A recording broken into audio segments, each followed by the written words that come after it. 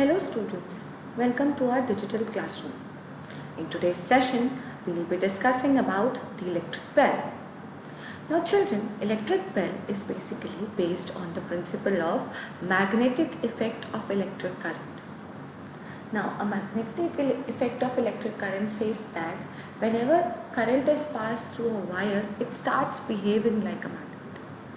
So let us see how does it happen in case of an electric bell. You can see a circuit diagram of an electric bell here and a clear representation of the circuit here. So now what happens is, let us discuss about its parts first. Now you can see that it consists, here also you can see and here also you can see that it consists of a coil of wire wound around an iron piece. So this is basically an iron piece and on it a coil of wire is wound around. Now at the end of this, it is actually a hammer is present here which is connected to a soft iron armature, and here the contact spring or the contact screw is present, and here we have a battery and we have a switch. Now what happens is that whenever the switch is put on, the current will start flowing from the circuit. And as the current will flow, the electrons will move, the electric current will flow. What will happen is that this normal iron core which has a wire wound around it will start behaving like an electromagnet.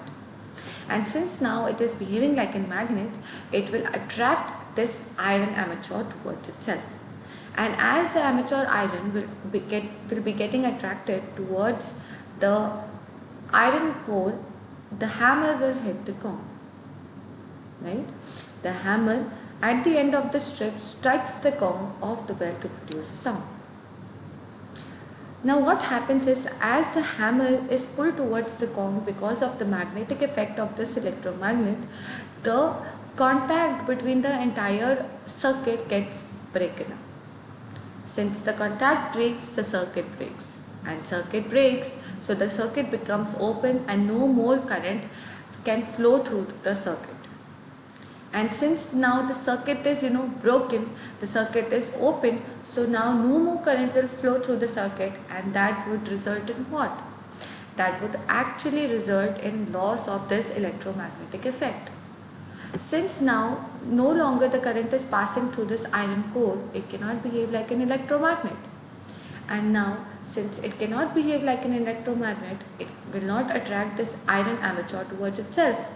So what happens is that this iron armature is pulled back. As soon as it is pulled back, the circuit again gets completed. The circuit is now completed, the circuit is now closed. So again the current will start flowing through the circuit. And since again the circuit is complete, the current will flow, and this will again start behaving like an electromagnet. It will again attract the iron armature towards itself. The hammer will hit the gong and produce the sound again. As soon as that happens, you know how it works. The circuit again will get broken up, will get break, and the circuit will again be open and no more current will flow. So this is how the bell produces the sound. The circuit gets closed, the electromagnet operates because of its magnetic effect. It will pull the hammer towards itself, the hammer will hit the gong, the circuit will again get open, and the hammer will be pulled back because of the loss of magnetic effect. So this is how an electric bell functions, and this is how the electric bell rings. I hope this concept is clear to you all. Thank you very much.